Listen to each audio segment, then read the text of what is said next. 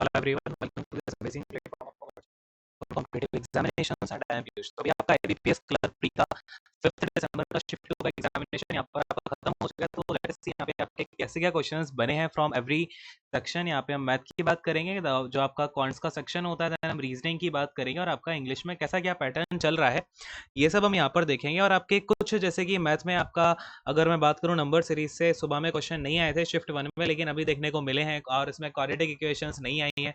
तो ये सारी चीजें भी डिस्कस करेंगे और कैसा क्या आपका लेवल रहा है ये भी हम देख रहे होंगे। ऑलराइट, तो सबसे पहले मैं आपसे बात करता हूँ यहाँ पे इंग्लिश की। ठीक है, तो इंग्लिश का एक बार हम देख लेते हैं। इंग्लिश में अगर मैं आपसे बात करूँ तो एरर स्पॉटिंग सुबह के जैसे ही आपकी, और इसमें भी ज्यादा हार्ड नहीं आई थी। आपका मॉर्निंग शिफ्ट में जैसे 4 क्वेश्चन आए थे, इसमें भी आपके 4 क्वेश्चन देखने को मिले हैं। किसमें? एरर स्पॉटिंग में। ठीक है, ये आपका एरर स्पॉटिंग है, नॉट स्पेलिंग।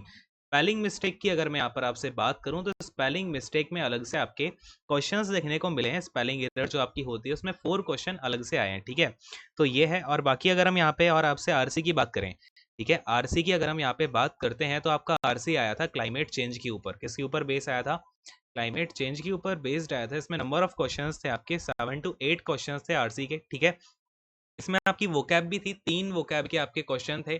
ठीक है, तो ये भी आप यहाँ पे ध्यान में रखो। वोकैब के 3 क्वेश्चन थे, इसमें से एक वर्ड तो यहाँ पे आपका फेमाइन का था। ठीक है, तो ये भी आप यहाँ पर देख सकते हो। फिर अगर मैं आपसे बात करूँ तो पैराजंबल के क्वेश्चंस आपके आए हैं। पैराग्राफ की जो पैराजंबल होती है, एक पर्टिकुलर पैराग्राफ को यहाँ पे जंबल करके दे दिया था, तो पैराजंबल के क्वेश्चंस थे 5 क्वेश्चंस। एंड अगर मैं आपसे सेंटेंस इंप्रूवमेंट की बात करता हूँ, इसकी बात कर रहे हैं हम यहाँ पे सेंटेंस इंप्रूवमेंट की अगर हम यहाँ पर बात करते हैं तो आपके नंबर ऑफ क्वेश्चंस हैं 5।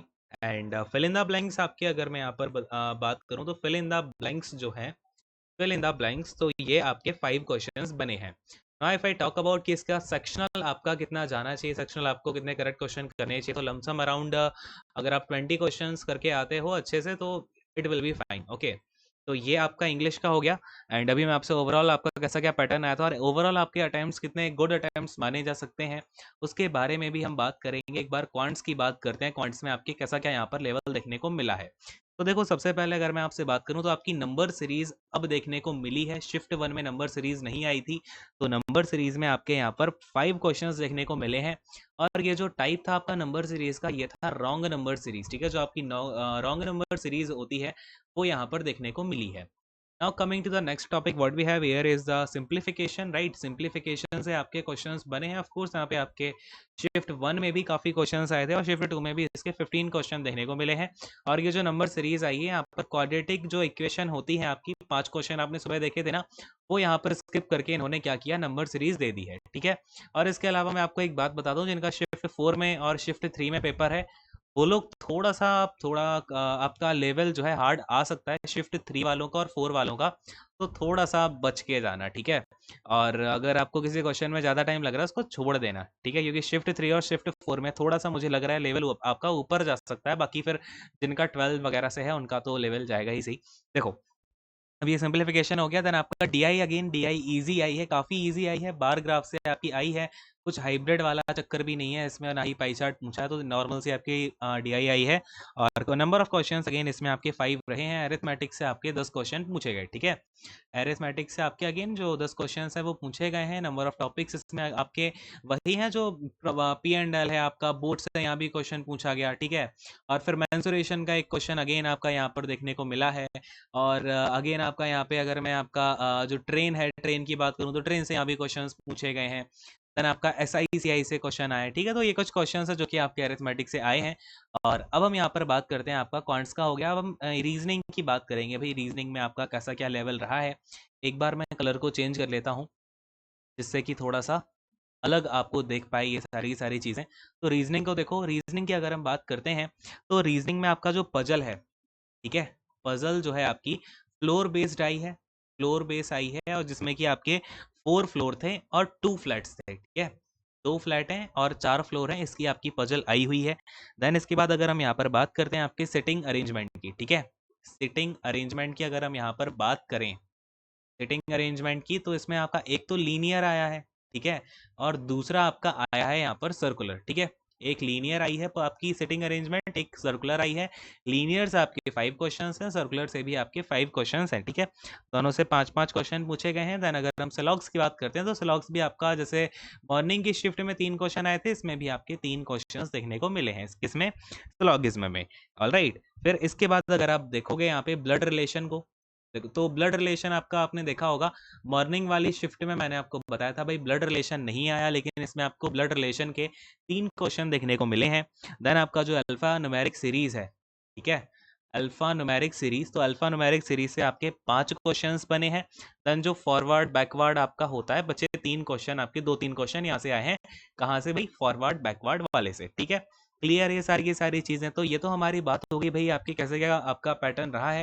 और क्वांट्स में आपका सेक्शनल कट ऑफ तो देखो लास्ट टाइम इतनी कम गई थी, तो इस टाइम भी आपके आप सब में ना 20-20 तो लमसम समझ ही लो, ठीक है। रीजनिंग में भी 20 के 24 23-22 के लमसम समझ लो, बट हम ओवरऑल की अगर बात करते हैं, ठीक है, सेक्शनल तो आई होप कि काफी बच्चे यहाँ पे सेक्शनल तो क्वालिफाई कर ही लेंगे, सेक्शनल आपकी थोड़ी सी कम ही जाती है, ठीक है।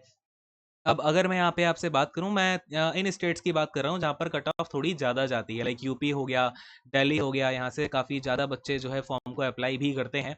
तो यहाँ की अगर हम कट ऑफ की थोड़ी सी बात करें, तो देखो यहाँ की कट ऑफ आपकी जा सकती है 75 प्लस कट ऑफ जाने के बहुत ज़्यादा चांसेस हैं। अगर आप क्वेश्चन अटेम्प्ट करके आए हो 82 से 85 के बीच में, एक्यूरेसी आपकी 95% है, 90 to 95%, तो आप इसका प्रीलिम्स जो है क्वालिफाई करने के चांसेस काफ़ी ज़्यादा हैं यूपी दिल्ली में। देन और तो कई जगह के कम भी जाते हैं। देन आपका लास्ट टाइम केरला की बात करें तो केरला की कट ऑफ आपकी काफ़ी ज़्यादा गई थी, है ना। तो वो आपका फिर थोड़ा सा यहाँ पर माइन्यूट सा अंतर आ जाएगा आपका स्टेट वाइज, ठीक है। तो ये सारी की सारी चीज़ें हो गई। इसके अलावा आपको क्या करना है कि आपने देखा यहाँ पे पैटर्न आपका धीरे धीरे शिफ्ट हो रहा है। जैसे आपने शिफ्ट 1 में देखा, तो शिफ्ट 1 में कुछ टॉपिक्स हैं जहाँ से क्वेश्चन नहीं पूछे गए, फिर वहाँ से तुरंत ही आपके शिफ्ट 2 में क्वेश्चन उठा लिए गए हैं। तो आपको सारी की सारी चीज़ें बहुत ही अच्छे से देख करके जाना है। और मैं पूरी उम्मीद है मुझे कि जो आने वाले दिन होंगे, लाइक आपका शायद अगला पेपर 12th को है, राइट। तो यहाँ पर जो 12th का पेपर होगा वो थोड़ा सा ऊपर लेवल पे जा सकता है, थोड़ा अच्छे लेवल का आएगा आपका ये वाला पेपर। तो बी प्रिपेयर्ड फॉर दैट। पहले से आप ज़्यादा ये सब सोच के मत जाना कि मैं इतने ही करके आऊँगा, यही मेरा फिक्स रहेगा टारगेट, है ना, ऐसा सब मत करके जाना। आपको एग्जामिनेशन हॉल में जाकर ही आपको जो सुटेबल लगता है वो चीज़ें करके आनी है, कोई अपने ऊपर प्रेशर नहीं डालना है वहाँ पे, ठीक है। नहीं तो प्रेशर के चक्कर में आप चीज़ें गलत करके आ जाओगे। अगर मैं इंग्लिश के लेवल की बात करूँ तो इंग्लिश आपका एक्सेप्शनली मॉडरेट, मॉडरेट भी नहीं, ईजी टू मॉडरेट आप कह सकते हो। कुछ चीज़ें आपकी टफ आ रही हैं, बाकी ईजी ही है।